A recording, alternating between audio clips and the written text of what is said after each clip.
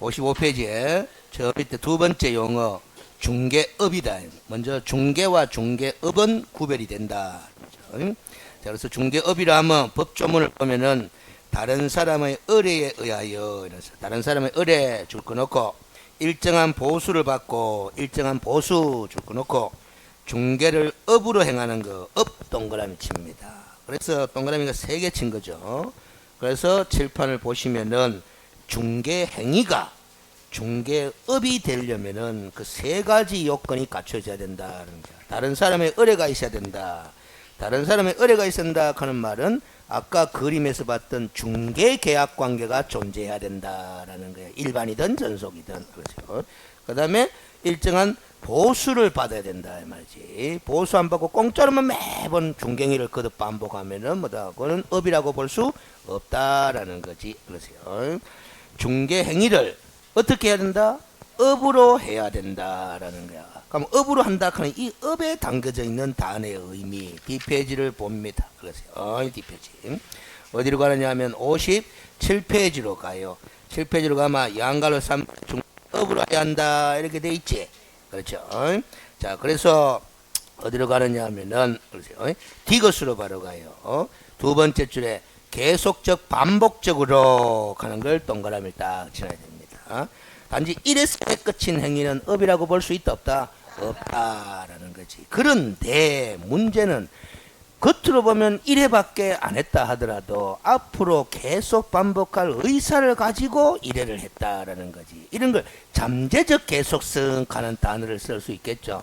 그래서 그 계속 반복적 동그라미 치는 그 밑에다가 잠재적 계속성도 포함 그렇게 적었나.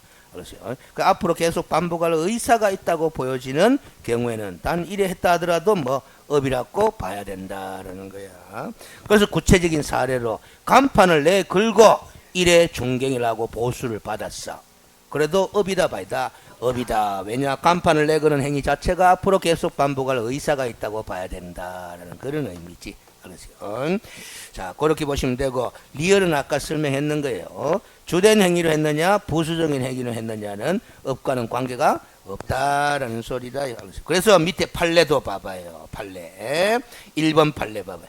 컨설팅업은 중개업이 아니에요. 아닌데 컨설팅업을 주된 영업으로 하면서 등록도 하지 않은 자가 컨설팅 행위에 부수적으로 중개업을 했다 안 했다? 했다. 그것도 중개업이다 중개업 아니다? 중개업이다라는 거야. 그러니까 등록 안 하고 중개업을 했으니까 무등록 중개업으로 형사처벌 받아야 되는 게 마땅하다라는 거죠. 그래서 그것도 도 이렇게 적혀져 있죠. 그렇죠. 2번 판례는 아까 나왔다 안 나왔다? 나왔던 거다라는 금전 소비대차 계약의 부수해서 저당권 알선이 업으로 이루어졌다 하더라도 중개업이다 중개업 아니다? 중개업이다라는 그 판례전 됐죠. 그 요즘 시험 문제는 판례 사례들이 전체 알겠어요. 200개 지문 중에 제법 많이 등장을 해요. 알겠어요. 그래서 제가 지난 과정 때도 이 교재에 수록된 판례는 무조건 다 읽어봐야 한다, 읽어봐야 된다. 특별히 제가 지우세요 하는 것 빼고는 다 읽어보셔야 돼. 알겠어요. 자, 그 다음에 뒷페이지로 넘어가서 58페이지로 가서 알겠어요. 그래서 그 판례가 있죠. 아까 업의 의미는 계속적 반복적으로 행해져야 된다 하는 거는 표시를 해드렸는데 이 판례에도 그 말이 나와요. 알겠어요? 자, 읽어보겠습니다. 알선 중개를 업으로 한다면 반복 계속해서 영업으로 알선 중개를 하는 것을 의미한다고 해석해야 될 것이므로 이건 이미 알고 있는 거잖아. 그래서 알선 중개를 업으로 했느냐 안 했느냐 여부는 어떻게 판단하느냐. 세 번째 줄에 줄 거예요. 반복, 계속성, 영업성 등의 유무와 그 행위의 목적이나 규모, 횟수, 기간, 태양은 모습을 말해. 이런 등 여러 가지 사정을 종합적으로 고려하여 사회 독립에 따라 판단. 그렇게 줄 거 놓고 종합적으로 동그라미를 딱 쳐놔요. 어느 한 가지 사실만 가지고 판단하지는 않는다라는 거야. 알겠어요? 그렇게 보시면 됩니다. 자, 그러면 됐고 그 밑에 뭐 불특정 다수인과 관련해서는 출제된 바도 없고 출제 가능성이 희박해요. 무시해도 됩니다. 그런데 밑에 핵심 다지기 일어났잖아. 그 제목만 보면은 누구만을 대상으로, 농민만을 대상으로, 또 누구만을 대상으로, 직장인만을 대상으로, 그 밑에는 또 학생들만을 대상으로, 알겠어요? 이런 경우에도 다 중개업이다, 중개업 아니다, 중개업이다라는 거지. 반대로 이건 고객이 특정 신분을 지닌 사람으로 특화되어 있잖아요. 이래도 중개업이에요. 그렇죠? 그런데 중개하는 물건 있잖아. 중개 대상물. 그게 특정돼도 중개업입니다. 나는 토지만 전문적으로 중개업 하겠다. 상가만 전문적으로 중개업 하겠다. 물건이 특정돼도 중개업이다, 중개업 아니다, 중개업이다. 라고. 그래서 이게 이제 시험 문제가 중개업에 해당되는 경우냐, 해당되지 않는 경우냐, 가려봐라 하는 문제가 판례 사례들을 같이 활용해 가면서 문제를 자주 구성을 해요. 알겠어요? 그걸 왜 자주 구성할 수밖에 없느냐 하면 이것 때문에 그래. 뒤에 가서 우리가 중개사무소 개설 등록 제도를 공부한다는다, 한다라는 거죠. 자, 그러면 역으로 묻겠습니다. 중개사무소 개설 등록을 하여야 하는 사람은 누구다? 중개업을 하고자 하는 사람이다라는 거야. 알겠어요? 그래서 이 중개업에 해당되느냐, 해당되지 않느냐가 중요한 거야. 알겠습니까? 자, 그러면 됐고, 알겠어요? 59페이지로 갑니다. 알겠어요? 그래서 거기에 판례가 또 나와 있어. 제일 앞에 무슨 기회에 우연한 기회 하는 거 동그라미 딱 지금 말 자체가 우연한 기회라고 써버리면은, 출제자가 써버리면 앞으로 계속 반복할 의사가 있는 거다, 없는 거다? 없는 거다라는 거지. 아무리 보수를 받았다 하더라도 업이라고 볼 수 있다, 없다? 없다라는 거지. 알겠어요? 그렇습니다. 자, 그 다음에 59페이지 저 밑에 세 번째 용어 공인중개사입니다. 내려갑니다. 법조문을 봐봐요. 공인중개사라면 이 법에 의한, 공인중개사법에 의한 뭐를 취득한 자? 자격을 취득한 자. 그것만 줄 것입니다. 그럼 자격 취득하기만 하면 뭐라고 부른다? 공인중개사라고 부른다라는 거지. 알겠어요? 그러면 공인중개사 자격을 취득하여 중개사무소 개설 등록한 자를 말한다. OX X다 이 말이지. 등록하고 안 하고 관계없다 이 말이지. 자격 취득만 하면 공인중개사라고 부른다라는 거야. 알겠어요? 자, 근데 1, 2월달 공부한 사람들한테 응용력 있는지 한번 물어보겠습니다. 그러면 공인중개사 자격을 취득하여 중개사무소 개설 등록까지 한 자를 뭐라고 부르겠어요? 개업공인중개사라는 이 7글자의 개념은 자격 취득 유무와 관계없어. 등록만 하면은 뭐라고 부른다? 개업공인중개사라고 불러요. 그래서 부칙 제6조 2항에 따른 개업공인중개사는 자격 있나? 없지. 알겠습니까? 법인이 자격 있나? 없지. 알겠어요? 근데 제가 질문했잖아. 공인중개사 자격을 취득하여 중개사무소 개설 등록까지 한 자를 뭐라고 부르겠어요? 물었잖아. 공인중개사인 개업공인중개사 이렇게 부르는 거다 이 말. 알겠어요? 그 개업공인중개사의 종류가 세 종류였다 하는 거 기억나지? 법인인 개업공인중개사, 공인중개사인 개업공인중개사, 부칙 제6조 2항에 따른 개업공인중개사. 그 중에 공인중개사인 개업공인중개사가 바로 자격을 취득하여 중개사무소 개설 등록까지 한 자 이렇게 되는 거잖아. 알겠어요? 법인으로서 중개사무소 개설 등록한 자를 뭐라고 부른다? 법인인 개업공인중개사 이렇게 되는 거예요. 알겠어요? 법인도 아니고 공인중개사도 아닌데, 알겠어요? 중개사무소 개설 등록한 자를 뭐라고 부른다? 부칙 제6조 제2항에 따른 개업공인중개사. 6조 2항 가는 것 띠내 삐리 뿌리고 부칙 개업공인중개사 이렇게 공부해도 관계는 없습니다. 알겠어요? 근데 시험에서는 제6조 제2항에 따른 다 줄 거예요. 아마. 알겠어요? 하여튼 학원 강의하는 선생님들이나, 알겠어요? 이 책을 쓰는 사람들은 자꾸 뭐다 여러분들이 불편하다 하는 그 핑계 대가지고 자꾸 줄여서 쓰고 줄여서 말을 해요. 알겠습니까? 그렇잖아. 여러분들도 공부할 때 앞뒤로 있다가 다 줄여서 공부하잖아. 근데 실전에서는 절대 줄임말이 나온다 안 나온다? 안 나온다라는 거예요. 알겠습니까? 그러니까 공부가 좀 불편하더라도 적응이 되면은 올바른 표현을 쓰는 것이 좋아요. 알겠어요? 좋다. 자, 그게 공인중개사다라는 거지. 알겠어요? 그러면 자격 취득한 자가, 알겠어요? 자격 취득한 자가 공인중개사인데, 알겠어요? 우리 앞으로 공부를 쭉 해보면 나오겠지만 자격 취득한 자라고 볼 수 있는 사람들을 다 뽑아보면은 장롱 공인중개사가 있겠지. 그렇지. 안 써먹는 사람도 자격은 취득했나 안 했나 했으니까 공인중개사 맞잖아. 알겠습니까? 그렇죠.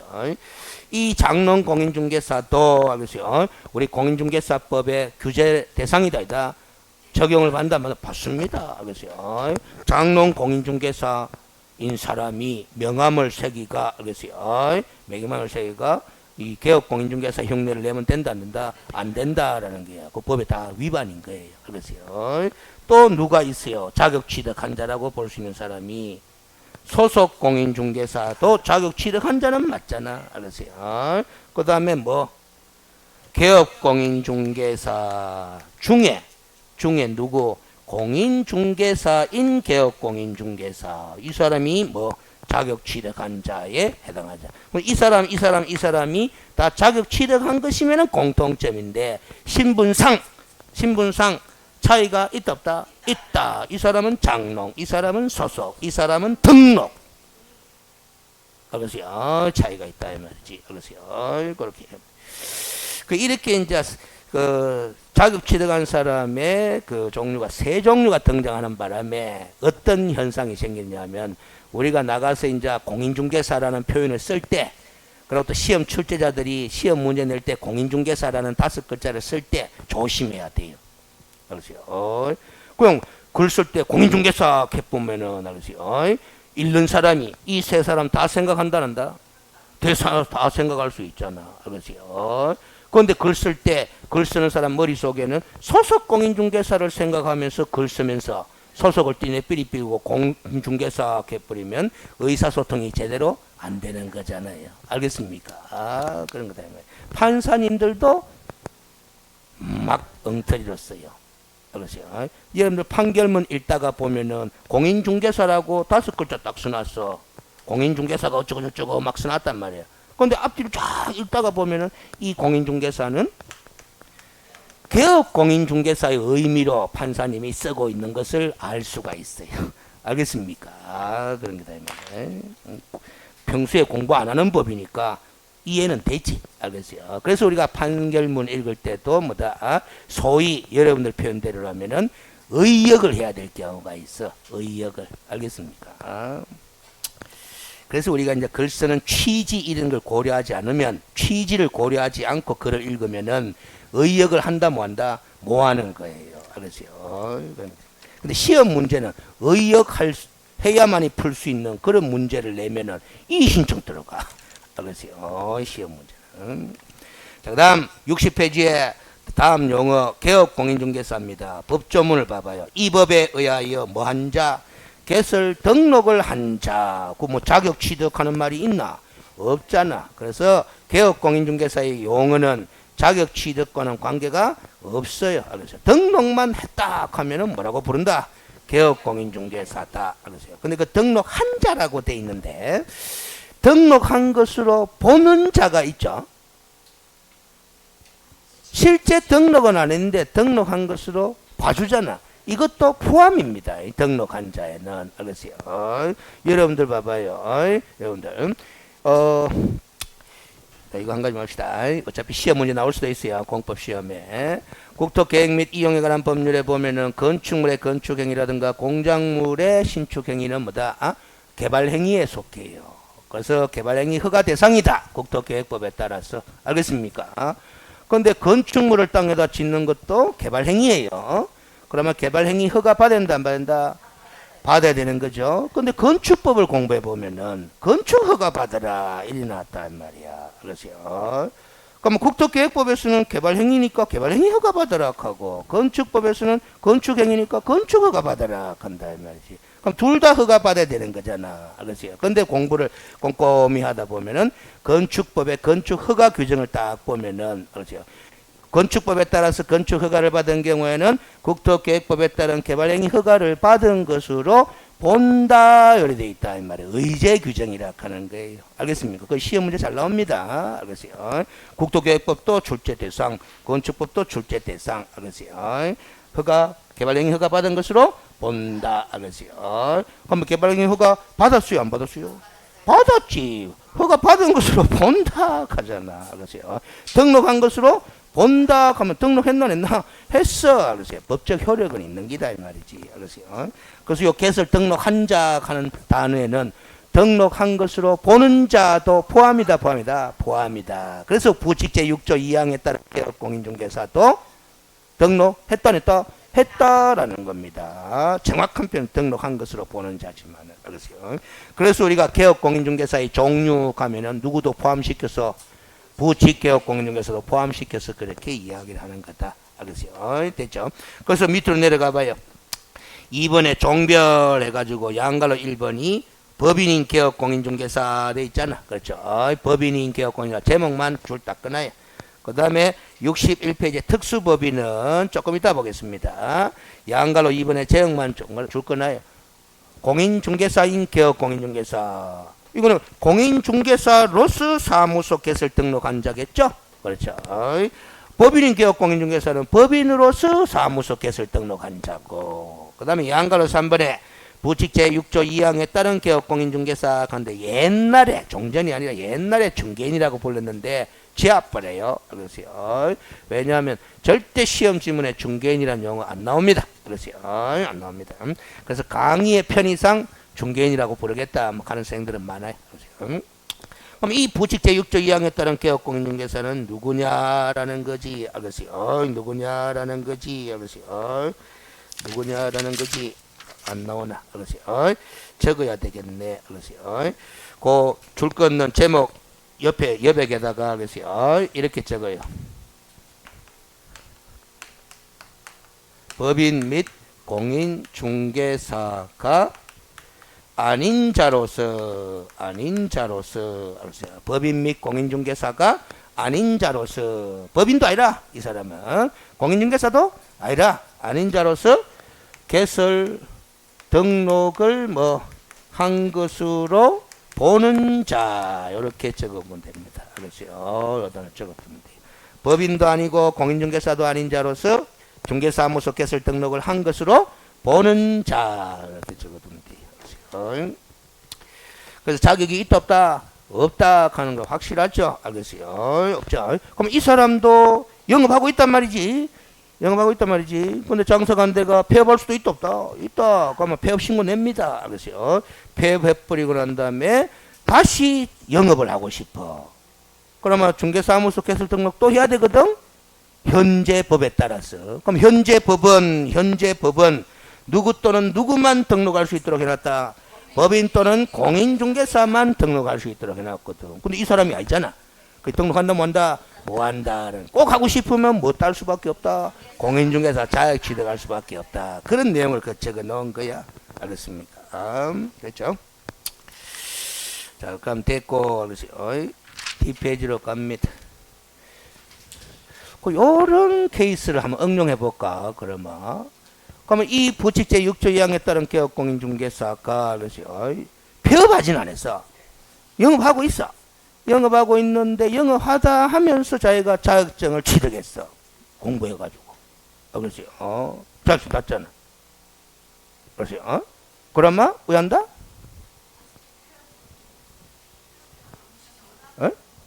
자, 법적으로는 폐업했다가 다시 그 자격증 딴 거 갖고 공인중개사로서 사무소 개설 등록해도 돼요. 알겠어요? 근데 그렇게 하지 않고 뒤에 공부할 것 때문에 그렇게 하지 않고 등록증 재교부 신청만 해도 됩니다. 알겠어요? 이미 이 부칙제 6조 2항에 따른 개업 공인중개사는 등록증이 있다 없다? 있습니다. 등록한 것으로 보는 자도 등록증을 갖고 있어요. 알겠습니까? 그 등록증을 뭐한다? 재교부 신청하는 게야. 자기가 원래 갖고 있던 등록증에는 부칙제 6조 제2항에 따른 개업 공인중개사의 표시가 딱 돼 있었잖아. 근데 저 자격증 땄잖아. 그러면 그 표시, 부칙에 표시되어 있는 걸 어디에 공인중개사 칸에 표시되도록 등록증을 새로 받으면 돼요. 그래서 등록증 재교부 신청 사유가 되는 거야. 알겠습니까? 근데 이것도 이럴 때는 재교부 신청이 안 돼요. 이 부칙제 6조 2항에 따른 개업 공인중개사가 대구광역시 중구에서 영업을 하고 있다가 자격증을 땄어. 알겠습니까?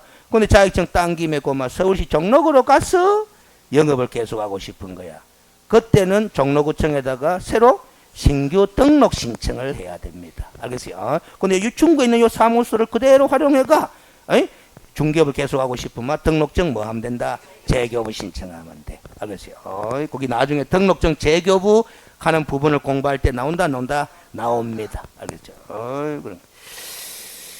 자, 그러면 됐고, 62페이지에 다음 용어, 소속공인중개사라고 되어 있습니다. 밑에 법조문을 봅니다.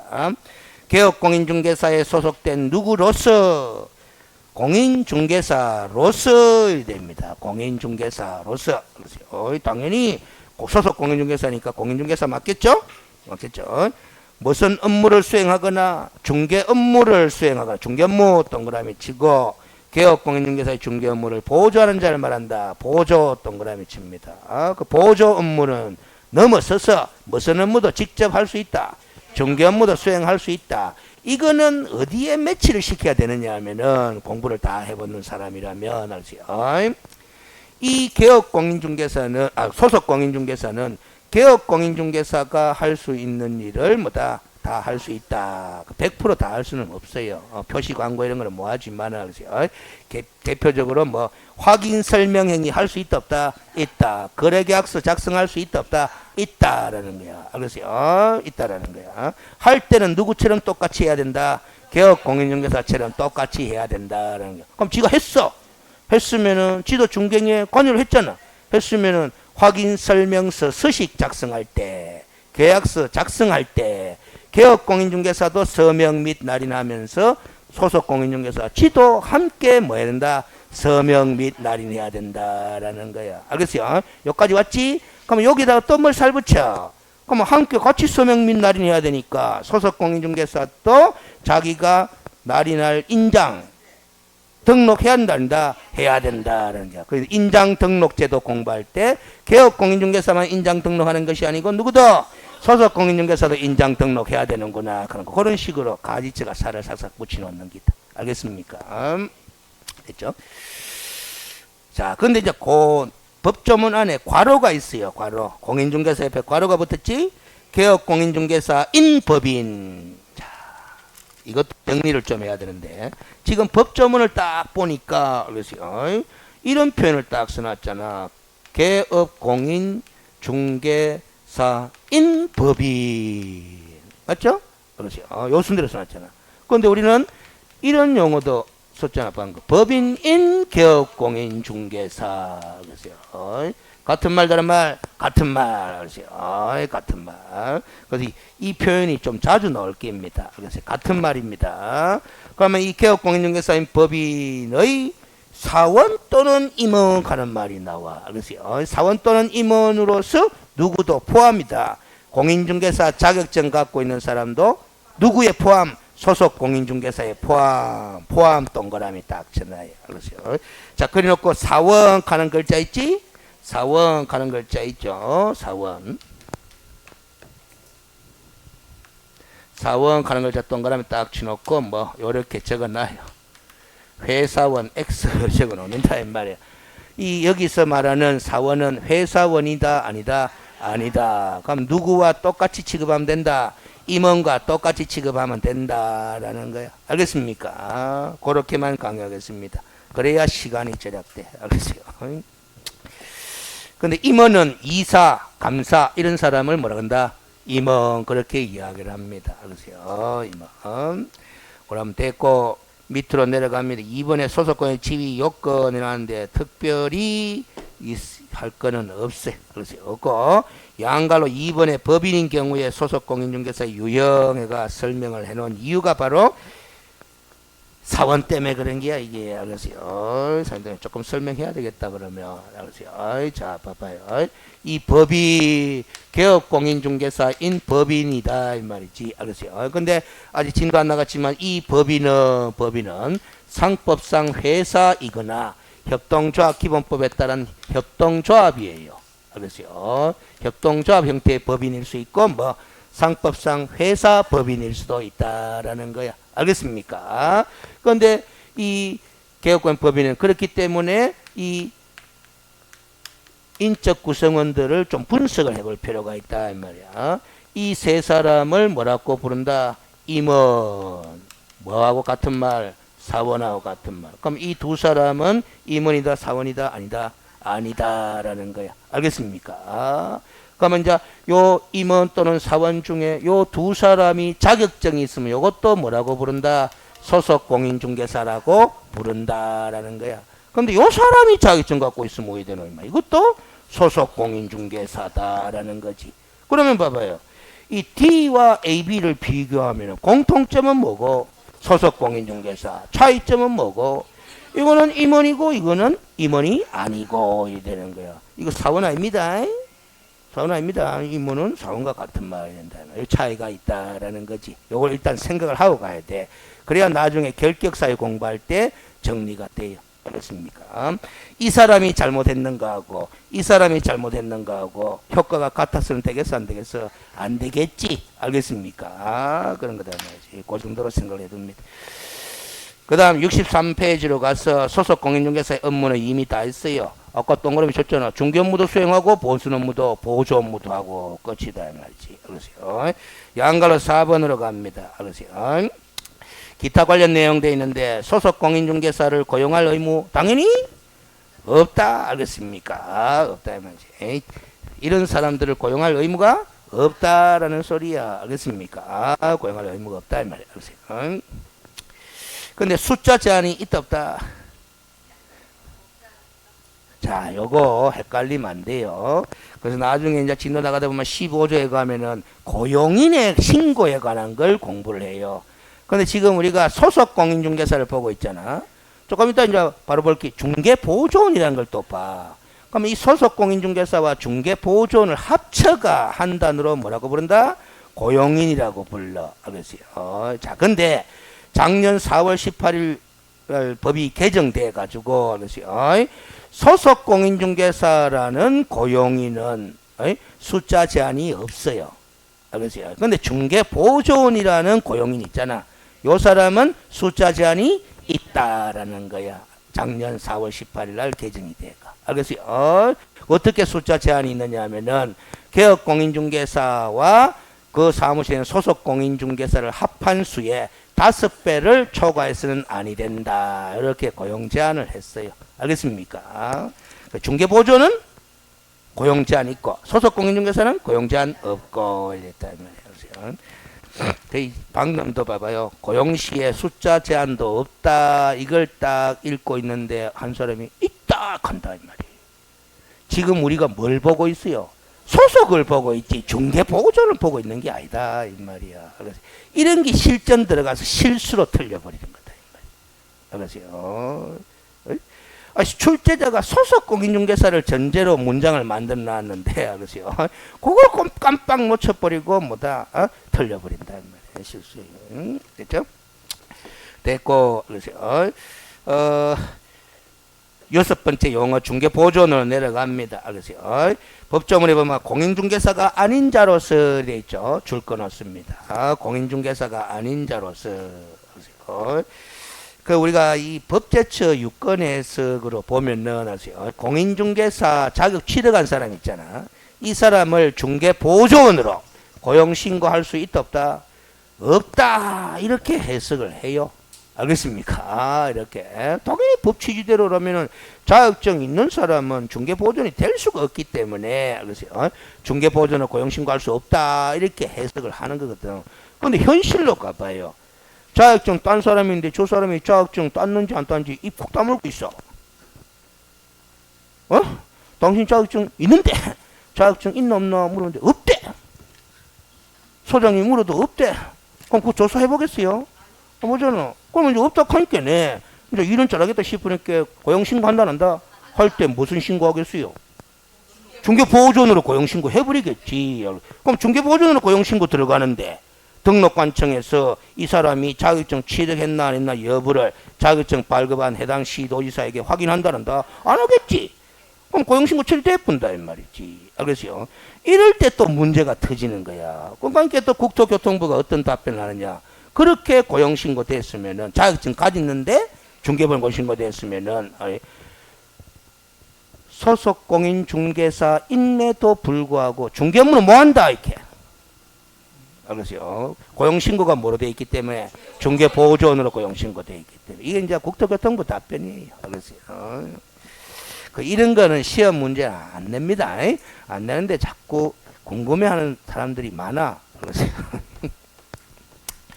그래서 일단 제가 공인중개사가 아닌 자로서 하는 게 시험에서는 중요한 거다. 그 자격증 따마 중개보조원이 될 수 있다 없다? 없다. 그렇게 공부해가 자격증 취득하세요. 취득한 다음에 실무에서 왜 되든지 간에 그거는 뭐 그때 가서 또 해결하는 기고. 알겠어요?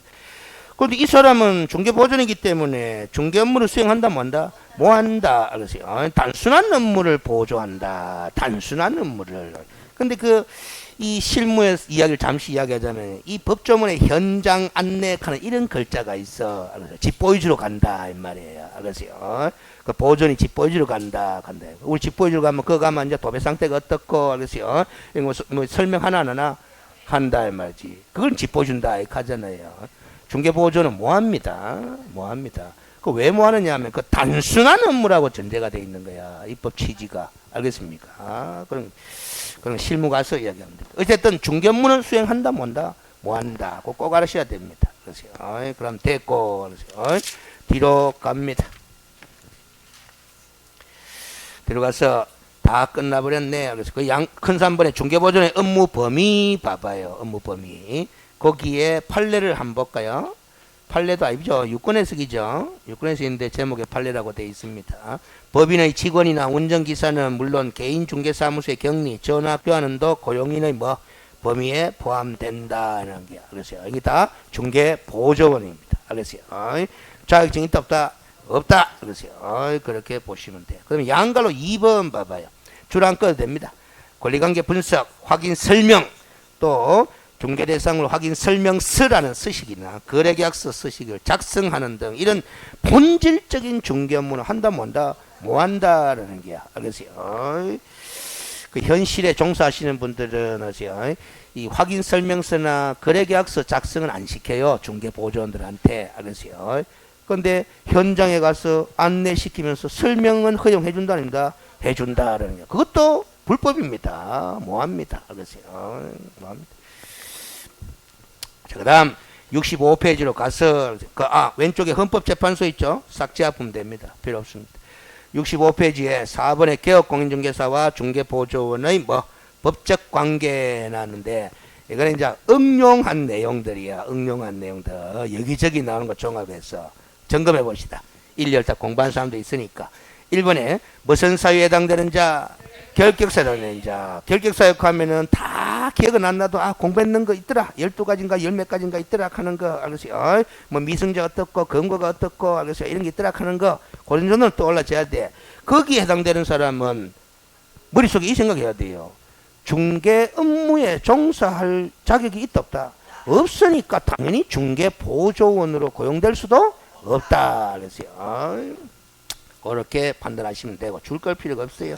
그럼 양갈로 2번 소속도 우리가 고용할 의무가 없었잖아. 당연히 중개보조원도 고용할 의무는 없어요. 알겠어요? 없어요. 그런데 고용을 하게 되면은 등록관청에 신고는 다 해야 돼. 소속 공인중개사든 중개보조원이든 신고는 해야 돼. 또 고용관계가 종료되면 종료 신고는 또 해야 된다 말이지. 그러세요. 그 다음 양갈로 3번에 그러세요. 반드시 고용계약서가 작성되어야만 고용인의 지위를 취득하는 것은 아니고 형식상의 고용은 물론 실질적으로 개업공인중개사의 중개 업무를 수행하거나 수행하는 지위에 있다면 무슨 관계는 성립한다. 고용관계는 성립한다. 이렇게 법제처도 보고 국토교통부도 보고 있어요. 그러세요.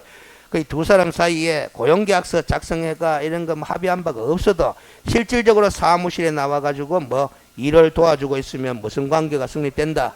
고용관계가 성립된다라는 거야. 알겠어요? 양갈로 4번은 알겠어요? 뒤에 가서 공부할 건데 아까 5배를 초과해서는 안 된다 하는 거죠? 그렇죠? 중개보조원의 고용수 제한입니다. 소속은 제한 안 합니다. 그렇죠? 그리고 양갈로 5번에 이것도 작년 4월 18일 신설된 건데 소속 공인중개사는 자신이 소속 공인중개사임을 의뢰인에게 미리 알릴 필요 있다 없다? 없습니다. 의무가 없는데 중개보조원은 의뢰인에게 자신이 중개보조님을 미리 알린다 안 한다? 알려야 된다 하는 고지 의무가 작년 초에 신설이 됐어요. 그래서 이거 안 알리면은 안 알린 사람이 보조원이 안 알렸잖아. 보조원도 500만 원 과태료, 고용한 개업공인중개사도 500만 원 과태료 돼 있어요. 개업공인중개사는 기분 나쁘죠? 그렇죠. 그래서 단서 규정을 떠났어요. 개업공인중개사가 그 중개보조원의 위반 행위를 뭐 방지하기 위해서 상당한 주의와 감독을 게을리하지 아니한 경우는 제외한다. 이렇게 돼 있다 이 말이야. 그렇죠. 됐죠? 그다음 너무 내용만 하고 가니까 그러나 밑에 문제 풀어봤어요 지난번에. 그럼 넘어갑시다. 66페이지로 갑니다. 이제 용어 정의 다 끝났어요. 그래서 우리 용어 정의는 첫째 중개라 하면, 둘째 중개업이라 하면, 셋째 공인중개사라 하면, 넷째 개업공인중개사라 하면, 다섯째 소속공인중개사라 하면, 여섯째 중개보조원이라 하면, 이렇게 6개 용어에 대한 개념 정의를 내려놨다 이 말이지. 흔들리면 안 됩니다. 용어 정의는. 제가 분명히 했어요. 용어 정의는. 그 중에서 6개 용어 중에서 가장 중요한 용어가 첫 번째 중개의 개념이야. 그렇죠. 중개의 개념. 그 다음 앞으로 공부할 때, 그렇죠. 공부할 때 입에 막 달고 달아야 되는 용어가 살아야 되는 용어가 개업공인중개사의 종류야. 개업공인 종류 몇 종류? 3종류. 법인인 개업공인중개사, 공인중개사인 개업공인중개사, 부직개업공인중개사. 요 용어는 입에 달고 살아야 됩니다. 그래서 공부할 때. 그 다음 66페이지에 4절에 법정 중개대상물에 나왔는데, 법정하는 단어는 법 제3조에 정해져 있다 해가지고 법정을 붙인 거고, 밑에 법조문 제3조를 봐봐요. 조문 제목이 뭐라고 돼 있는 거요? 중개대상물의 범위에 나서 중개대상물의 범위. 그래서 중개대상물의 범위, 중개대상물의 범위라고 적어놨단 말이지. 그렇죠. 범위라는 글자 아무 뜻 없이 쓰는 거 아니다라는 거지. 알겠어요. 아무 뜻 없이 쓰는 거 아니다라는 거지. 알겠어요. 자, 토지, 건축물, 그 밖의 토지정착물, 그 밖에 대통령령으로 정하는 재산권 및 물건인데, 대통령령을 보니까 알겠어요. 제가 이걸 요런 표시 안 하고 요런 표시한 거는 요 두 개는 시행령에 나오는 기라서 안으로 들라가 표시해 놓은 거라요. 알겠어요. 그래서 대통령으로 정하는 재산권의 물건이라면 임목과 광업재단 또는 공장재단, 이걸 말한다. 이게 중개대상물의 범위라고 적어 놓은 거예요. 알겠어요. 범위. 알겠어요. 이 범위에 담겨져 있는 의미를 우리가 이해를 좀 해야 돼. 알겠어요. 의미를. 범위는 잘 들어요. 쟤처럼 공부를 하면 문제 푸는데 수월해진다라는 거야. 알겠어요. 범위는 범위일 뿐이다. 알겠어요. 범위는 범위일 뿐이다. 그 말은 알았어요. 개업공인중개사가 취급할 수 있는 중개대상물이 되려면은 일단 첫째 범위에 속해야 된다라는 거지. 알겠어요. 요 범위에 속해야 된다라는 거지. 중개대상물로 취급하려면은. 그럼 선박, 항공기, 항만운송사업재단 이런 거는 아예 속하지도 않아. 그럼 중개대상물이다 아니다라는 거지. 알겠습니까? 그 다음 둘째, 알겠어요. 범위에 속하는 것도 범위일 뿐이라 했잖아. 범위에 속한 다음에 아까 그림에서 알겠어요. 거래 당사자 간의 매매, 교환, 임대차 그 밖의 권리의 득실, 변경에 관한 행위라는 거래 계약이 있잖아. 거래 계약이 뭐 가능해야 된다라는 거지. 알겠습니까? 아무리 범위에 속하는 물건이라도 토지라도 거래 당사자 간의 거래 계약이 불가능하면 중개대상물이 된다 안 된다? 안 된다. 그렇게 판단하시면 돼요. 그렇죠. 국유재산인 토지, 제일 이해되기 쉬운 거야. 국유재산인 토지는 첫째 범위에는 속한다 안 속한다? 속한다. 그러나 둘째 이게 안 된다라는 거야. 그럼 국유재산인 토지는 중개대상물로 취급할 수 있다 없다? 없다. 그렇게 됩니다. 이게 또 시험 문제 매회 한 문제가 잘 등장하는데 박스 형태로 나올 때도 있고 뭐 그냥 선택형으로 나올 때도 있는데, 중개대상물에 해당되는 것을 모두 골라라. 중개대상물에 해당되지 않는 것을 모두 골라라. 뭐 알겠어요. 매회 한 문제가 잘 나옵니다. 나올 때마다 꼭 고춧가루 한 개씩이 이때까지 출제되지 않은 사례가 만들어져 나와요. 알겠습니까? 출제되지 않은 사례가 하나씩 뒤에 들어온다. 그 책에서 보지도 못했던 사례가 하나 툭툭 끼더라고. 알겠어요? 보지 못했다 하더라도 읽어보고 난 다음에 요 두 가지를 꼭 대입시키라고. 어차피 공부한 사람은 요거는 기억할 거 이거. 그렇죠? 공부한 사람은. 그러면 첫째, 대입시키가 조기에 속한다. 속하는데 가만히 생각할게. 거래가 가능하더라, 불가능하더라? 불가능하더라 싶으면은 뭐다? 중개대상물이 아닌 거 이렇게 판단하시면 돼. 알겠습니까? 어차피 아까 중개의 그림에서 보면은 거래가 가능해야 중개가 가능한 거잖아. 거래가 불가능하면 중개가 일어날 수가 없어요. 알겠어요? 그래서 제가 아까 강조했던 것이 중개는 물건을 대상으로 중개를 하는 것이 아니고 물건에 대한 법률 행위, 거래 계약 행위를 대상으로 중개를 한다 하는 걸 강조한 거야. 거래 계약이 아니려면 중개가 일어날 수가 없어. 알겠습니까? 그럼 동호수가 특정된 아파트 분양권 시험에 제일 자주 나왔던 판례 사례거든. 알겠습니까? 동호수가 특정된 아파트 분양권 하는 게 요거 대입시키. 범위에 속한다 안 속한다? 요 어디에 속하노? 그걸 판단하면 되는 거야. 요 속해야 되잖아. 그 여러분들 또 왜 왔구만. 요 그 글자가 있노요. 분양권이 있노요. 요 들어간다라는 게 건축물. 그러니까 봐봐요. 이런 게 이제 단어 위주로 자꾸 공부를 하니까 그런 거야. 우리가 동호수가 특정된 아파트 분양권 이렇게 시험지에 짤막하게 나오지만은 그 판례를 읽어보면 앞에 무슨 말이 있느냐 하면은 그 판례를 읽어보면은 중개 대상물이라고 규정해놓은 이 건축물이라 함은 현존하는 건축물뿐만 아니라 장래 건축 예정인 건축물도 포함된다고 볼 수 있으므로 동호수가 특정된 아파트 분양권도 건축물에 해당한다 이렇게 돼 있다 이 말이에요. 그래서요. 무슨 소리냐 이제? 그러니까 뭐 그거를 쭉 읽어가주면 되는 긴데 그래서요. 꼭 제가 줄 거라 동그라미 칠하면 그것만 보는 거야. 앞뒤를 좀 보면 되지. 그래서요. 오케이? 그 다음, 그런 식으로 요 두 가지 꼭 해야 돼. 요 뒤에 어디 가면 나올 겁니다. 그러세요. 그러고, 뒤에 가서 합시다. 자, 1번에 법정 중개대상물에 대한 개설해가지고, 중개대상물의 의라고 되어 있습니다. 의. 자, 양가로 2번으로 갑니다. 1번은 이미 다 해결됐고, 그러세요. 자, 두 번째 줄에 끝에 줄 거예요. 협의의 부동산으로서 민법상 부동산 그거 줄 딱 끊고 시행령에서 규정한 다음에 임목부터 줄 거예요. 임목 공장재단 광업재단은 뭐가 된다? 준부동산이 된다라는 거야. 그리고 마지막 줄에 가면 준부동산의 일부만이 하는 글자 있죠? 그것만 줄 거예요. 그럼 제가 문장을 한번 만들어 볼게요. 알겠어요? 우리 공인중개사 법령상 중개대상물의 범위는 민법상 협의의 부동산과 일부 준부동산을 포함하고 있다. 오잖아. 그래서 민법상 협의의 부동산이 요거 아이가 요거 맞지?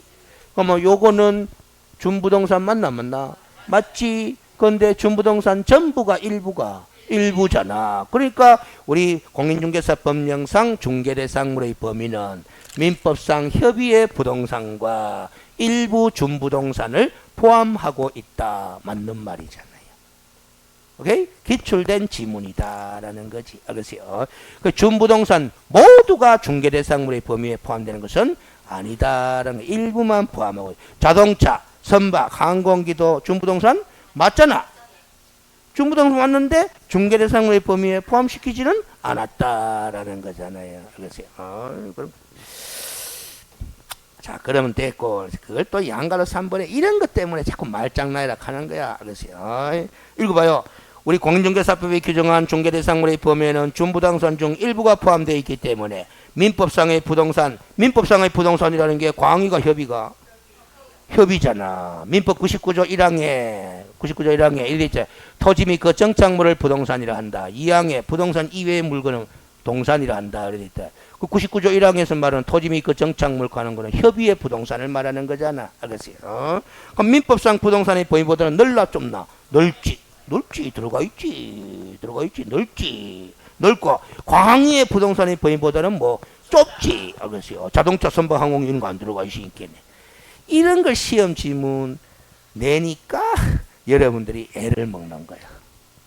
알겠어요. 요거 달달달달달 왜 안 나왔디만은. 알겠어요. 이거 자체로서 물으면, 이 편으로 물으면 아주 쉽게 맞추는데 이런 식으로 지문을 내면 여러분들이 어려워한다라는 거예요. 그만큼 머리가 경직이 돼 있어서 그래요. 모르는 거예요, 이거. 그렇죠. 경직이 돼 있어서 그래요. 그렇죠. 하나하나씩 따져보면 되잖아. 우리가 외웠는 요거 다 기억나잖아. 외웠으니까. 그러면 여기 뭐다, 민법에 협의의 부동산하고 또 일치되네. 근데 이거는 의제 부동산이네. 의제 부동산인데 뭐다, 자동차, 선박 이런 것도 의제 부동산인데 빠졌네. 그럼 의제 부동산 전부가 다 중개대상물은 아닌갑다. 이 따지는 거잖아요. 그렇죠. 따져보면 문장이 다 이해되는 거잖아. 그렇죠. 따지는 게 공부입니다. 법은. 그렇죠. 그게 논리예요. 논리. 그 다음 67페이지로 가서 중개대상물 규정의 취지 이래 나서 그렇죠. 취지. 이건 좀 오래전에 출제된 문장을 고제 수록을 해놨네요. 근데 법리적으로 아주 중요한 의미가 담겨져 있어요. 첫 번째 줄에 자, 줄 것입니다. 등록한 개업 공인중개사만의 고유 전속적인 중개대상 영역이다. 그거 줄 거나요. 그렇죠. 고유 전속적인 중개대상물 범위다라는 소리예요. 그러면 이 5가지 물건 있잖아. 이거를 누구만이 등록한 개업 공인중개사만이 고유 전속적으로 취급할 수 있는 중개대상물이다. 그렇죠. 그럼 만약에 여러분들이 등록했나 안 했나? 안 했지. 등록한 개업 공인중개사가 아니지. 여러분들이 이 물건 중에 한 가지를 중개업을 해요. 그럼 무슨 중개업이 된다? 무등록 중개업이 되는 거야. 그거 읽어봐요. 따라서 등록을 하지 않은 여러분들이 이 중개대상물 거래에 대한 중개를 업을 한 때는 무등록업자로서 형벌의 대상이 된다. 다 이해되는 거 아이가. 그래서 제가 설명하면 다 아는 사람이 책을 읽으면 모르는 거야. 그러세요. 그럼 결국은 이 표현을 또 바꿔볼까요? 이 중개대상물의 범위가 3조잖아. 3조. 중개대상물의 범위가 관한 법 규정은 무등록 중개업이냐 아니냐를 판단하는 기준이 되게 돼요. 여러분들 등록했나 안 했나? 안 했어. 안 했는데 이 물건 말고 자동차 매매 중개업을 했어. 여러분들이. 그럼 무등록 중개업이다 아니다? 아닌 거야. 알았어요. 근데 여러분들이 이 물건 중에 한 개를 중개업을 했어. 그럼 무슨 중개업이다? 무등록 중개업으로 형사처벌 해. 그러니까 결국 이 3조 조문이, 법정 중개대상물의 3조 조문이 무등록 중개업에 해당되느냐 안 되느냐를 판단하는 기준으로 작용하고 있는 거예요. 이게 지금. 알겠습니까? 그럼 여러분들 자동차 매매 중개업을 하니까 무등록 중개업이 아니다 했잖아. 그럼 해도 자, 된다 하는 사람이 있고 안 된다 하는 사람이 있어요. 자, 이거는 어떻게 선을 끊느냐 하면은 둘 다 틀리다가 아니고 둘 다 맞아. 그렇죠. 그 어떻게 선을 끊냐 하면은 지금 우리가 무슨 법을 공부하고 있다? 공인중개사법을 공부했다 하는 건 늘 놓치면 안 돼요. 공인중개사법에 근거해서 보면은 자동차 매매 중개업은 무등록 중개업이 아니잖아. 그래서 해도 된다. 공인중개사법만 넣고 보면. 근데 자동차 관리법을 딱 보는 순간에 에이 뭐하네 이렇게 되는 거야. 왜? 내가 공인중개사법에 따라 중개사무소 개설 등록은 안 했지만은 자동차 관리법에 따라서 매매상 등록을 그것도 안 했거든. 그러니까 뭐하네 이렇게 되는 거야. 만약에 해버리면 공인중개사법 위반은 아닌데 자동차 관리법 위반이 돼버린다라는 거예요. 그렇죠. 항상 우리가 공부하고 있는 게 무슨 법? 공인중개사법. 그렇죠. 그래서 이런 현상 때문에 시험 출제자들이 항상 공인중개사 법령상 무엇에 관한 설명이다. 옳은 것은 틀린 것은. 2번 문제도 공인중개사 법령상 무엇에 관한 설명이다. 이렇게 내는 거예요. 다른 법을 끄집어 드리면은 답이 여러 개가 막 나와. 알겠어요. 무슨 소리야 이제? 자, 시험 지문 딱 봐봐요. 시험 지문에 1번 시험 지문에 2번 시험 지문 2번 시험 지문에 혼인 알선도 중개에 해당한다. 이래 나왔어. O가 X가. O일 수도 있고 X일 수도 있는 게야. 왜? 문제를 내는 사람이 다음 설명 중 옳은 것을 1이 냈어. 다음 설명 중 이렇게 내버렸어. 그러면 이제 혼인 알선은 중개당 된다 컴마 뭐 O일 수 있는 거예요. 왜? 결혼 중개업에 관련한 법률에서 보면은 중개 맞거든. 근데 시험 문제를 낼 때 공인중개사 법령상 옳은 것은 틀린 것은 가면 그건 X야. 그렇게 된단 말이에요. 응? 됐죠? 항상 그래서 법 공부를 많이 하다 보면은 무슨 법상 하는 말이 입에 자유동적으로 튀어나오는 습관이 되는 사람이 공부 정상적으로 한 거예요. 그렇죠? 자, 그럼 됐고, 그렇죠? 2번도 필요 없고, 그렇죠? 3번도 필요 없네, 그렇죠? 자, 양가로 4번으로 갑니다. 법정 중개대상물이 아닌 물건의 거래에 대한 알선행위. 요거 있잖아. 이 5가지 물건에 안 속하는 물건, 자동차, 항공기, 선박 안 들어가잖아. 안 들어가는 물건의 거래에 대한 알선행위는 어느 법이 공인중개사법이 규제하는 것이 아니므로, 그렇죠? 특별히 어느 법에서 다른 법에서 규제하지 아니한다면 개업 공인중개사든 일반인이든 다 중개할 수 있다 없다? 있다. 그럼 반대로 뒤집어서 다른 법에서 규제한다면 이러면 되는 게야. 할 수 없다 하지 말고 다른 법에서 규제한다면 그 다른 법의 규제를 따르면 되는 거야. 그렇죠?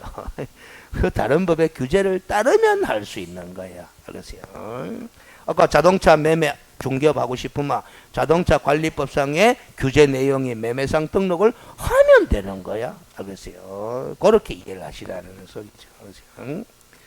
그럼 요 5가지 물건은 누구만큼 개업 공인중개사만큼 고유전속적으로 중개업을 할 수 있는 물건의 범위다. 그럼 여기 늘어나면 늘어날수록 우리 밥그릇이 늘어나는 거지, 이치가. 알겠어요? 그래서 제가 1월달에 강의할 때 뭐 대통령이 임목하고 공장재단, 광업재단 3개만 적어줬잖아. 대통령령에서. 대통령이 얄밉다.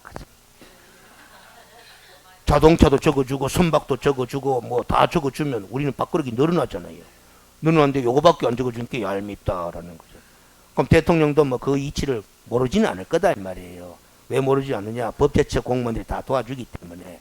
그런데도 못 적은 이유가 그런 물건들은 다른 사람도 먹고 살아야 된다 이 말이야. 알겠어요? 오케이? 됐고, 알겠어요? 또 한 가지 알아야 될 것이 양갈 5번으로 갑니다. 지금 이 법은 공인중개사법은 뭐에 따라? 개업 공인중개사 종별에 따라, 종별 몇 종류? 3종류 옳지. 3종류에 따라 취급 범위를 차별화하지 않고 있어. 보고 줄 거나요? 종별에 따라 차별화하지 않고 있었어. 차별화하지 않고 있었어. 자, 무슨 소리냐면은 봐봐요. 이거 쏘가 넘어가는 사람들이 있어서 시험 문제를 한번 낸 적이 있어서 여기 적어 놓은데 누구 때문에 쏘가 넘어가기 쉬우냐 하면 부칙개업 공인중개사는 자격증이 없다 하는 걸 다 알거든, 수험생이. 그러니까 토지나 건축물은 중개할 수 있어도 뭐 임목이나 재단, 광업재단 이런 거는 뭐 중개 못하도록 법으로 막아놨을 수도 있지 않겠느냐, 유도하는 거예요. 알겠어요? 근데 그런 규정이 있다 없다? 없다. 그럼 법인인 개업 공인중개사든 공인중개사인 개업 공인중개사든 부칙개업 공인중개사든 이 5가지 물건 다 중개 대상물로 취급할 수 있다. 이래 되는 거예요. 알겠어요? 그 공부를 골고루 하거나 정확하게 안 하는 사람은 쏘가 넘어가는 것 같아. 그게. 알겠어요? 그러면 됐고. 양가로 6번 봐봐요. 두 번째 줄에 봅니다. 중개행위의 대상이 되려면 뭐가 가능하고 거래가 가능하고 그 거래에 중개행위가 개입될 수 있어야 된다. 이렇게 적어놨잖아요. 여기 요 말이다. 이 말. 거래 계약이 가능할 거 된다. 이 말이지. 그렇죠? 저는 표현을 요렇게 썼고 필자도 그렇게 써놨지만은 민법적 표현을 갖다 붙이면은 법률 행위에 의한 물권 변동이 일어나는 부분에 중개가 개입될 수 있다. 이렇게 생각하시면 된다. 그렇죠? 자, 그럼 됐고, 이제, 저 밑에 법정 중개 대상물의 범위가 이제 이 5가지 물건을 구체적으로 하나 따져보자라는 거지. 알아볼 것들. 왜 이렇게 이제 이 5가지만 외워만 끝날 사항을 또 따져보느냐 하면은 매회 한 문제씩 내다 보니까, 그러세요. 매회 한 문제 내다 보니까, 이거 뭐 어떨 때는 아주 디테일하게 세부적인 내용을 막 묻는 경우도 있었거든. 그래서 이 따져보는 거예요. 그러세요. 1번 토지 해가지고 민법 212조를 적어놨는데 그건 다 아시는 거고, 그러세요. 공부할 거 없습니다. 뒷페이지로 갑니다. 그러세요. 들어갑니다. 양갈로 2번에 보면은 전닭, 과수원 이런 게 뭐예요? 지목이잖아. 그래서 돼지, 임야, 잡순이는 지목을 불문하고 돼 있잖아. 지목 불문 동그라미. 그러세요. 그 다음에 지역, 지구, 구역, 지정 여부 동그라미. 원칙적으로 중개 대상물이 된다, 안 된다? 된다. 그러세요. 외울 필요가 없고, 그러세요. 지목이 임야든 간에, 대든 간에, 전이든 과수원이든 간에, 잡아요? 토지다, 토지 아니다. 토지다. 그럼 범위에 속했나, 안 속했나? 속했다. 그리고 그 지목이 전닭 과수원인 그 토지가 사적 거래가 가능한 토지면 중개 대상이 된다, 안 된다? 된다. 그 지목이 뭐냐면 관계없는 거야. 알겠어요? 그 다음에 우리가 도시군관리계획에서 용도 지역이나 지구 구역이 지정돼 가지고 공법상 행위 제한이 가해지는 경우 있다, 없다? 있다. 행위 제한이 가해져도 그것도 토지도 토지 아니다. 토지다. 행위 제한이 가해져도 개발 제한 구역 토지라도 거래가 가능하다, 불가능하다? 가능하다. 그럼 중개 대상물이 된다. 그 소리야. 알겠습니까? 그럼 이런 경우는 그 지목을 갖다가 개업공인중개사가 확인해가 설명하면 되는 거고. 맞죠? 또 공법상 행위 제한이 가해지는 게 있으면 그 행위 제한을 확인해가 설명하면 되는 거잖아. 거래가 불가능한 거 아니다라는 소리야. 알겠어요? 이런 걸 적어놓은 이유가 옛날에 시험 질문이 개발 제한 구역에 속하는 사유지 이게 중개 대상물이 되나 안 되나 시험 질문이 나왔어. 나오면은 개발 제한 수험생들은 또 어떤 생각을 하느냐 하면은 그 개발 제한 구역에 있는 땅을 어떤 놈이 사? 이렇게 산다 이 말이에요. 그래서 중개 대상물이 되겠나 이거 하면서 그렇게 답 찾는 게. 이 공부 안 한 사람이 그렇거든. 알겠어요? 무슨 소리 얘기죠? 개발 제한 구역 내 행위 제한이 가해질 뿐이지 거래가 불가능한 거 아니다라는 소리야. 알겠어요? 근데 그 용어가 하나 틀린 게 하나 있네요. 대지하는 거 있지? 대지는 지목이다 지목 아니다? 아닙니다. 지자 지워요. 대로 바꿉니다. 알겠어요? 미리 이야기하지만 이렇게 하면 됩니다. 대는 공간정보법상의 지목이고 대지하는 거는 건축법상 개념이에요. 알겠어요? 대지는 두 글자는 어느 법상 개념이다? 건축법상 개념이다 라는 거지. 대와 대지는 같은 말이 아니다 라는 거예요. 알겠어요? 그렇죠? 그래서 그걸 대표적으로 이렇게 설명하면 해줬죠. 서문교회 서문교회 그렇죠? 그 건축물 아닙니까? 그 땅에 있죠. 그럼 그 땅은 지목이 뭐다? 종교용지입니다. 알겠어요? 지목은 뭐다? 종교용지입니다. 근데 건축법상으로는 그 종교용지인 땅이 대지가 되는 거야. 알겠습니까? 그렇게 이해를 하셔야 된다 이 말. 그래서 우리가 알겠어요? 우리가 지목이 대로 지정되어 있는 그 땅에만 건축물을 건축할 수 있는 것은 아니다라는 소리예요.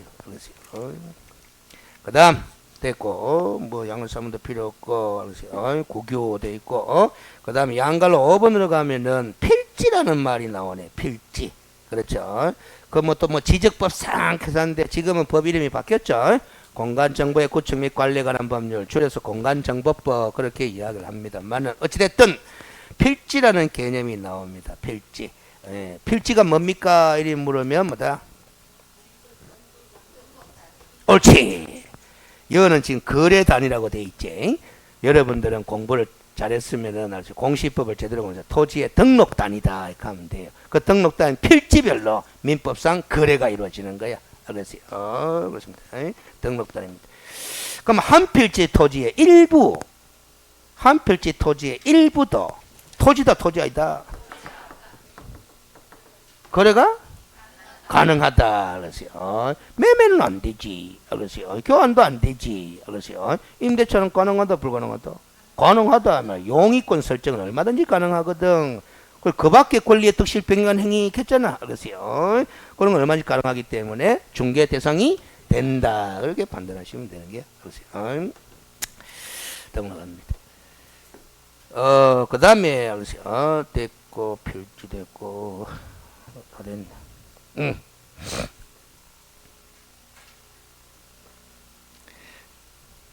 다 됐네. 판례로 갑니다. 대토과법입니다. 중개대상물자법. 이것도 한 3차례인가 시험 출제가 된 바가 있어요. 이 판례가. 그래서 두 줄을 줄 거예요. 주택이 철거될 경우에 일정한 요건 하에서 택지개발지구 내 이주자 택지를 공급받을 수 있는 지위를 가리키는 소위 대토권 간다 이 말이지. 이 대토권. 이 대토권은 그 밖에 대통령령으로 정하는 재산권 및 물건이라고 볼 수 있다 없다? 없다라는 거야. 그리고 특정한 토지라고 볼 수도 없다라는 거야. 그래서 토지에 관한 권리면은 틀림이 없지만은 그 토지에 관한 권리가 어느 토지를 대토받을지 특정돼 있다 안 돼 있다? 안 돼 있다라는 거야. 그래서 이것도 안 돼. 뭐가 안 된다? 거래가 안 된다라는 거야. 그럼 중개할 수도 있다 없다? 없다. 그렇게 판단하면 돼요. 그래서요. 그런데 또 현실에서는 그래서요. 그 대토권의 사실상 거래가 이루어진다 안 이루어진다? 이루어진다라는 거야. 그걸 또 개업공인중개사분이 나서가 알선을 한다 안 한다? 한다라는 거야. 그래서요. 했대. 중개다 중개 아니다?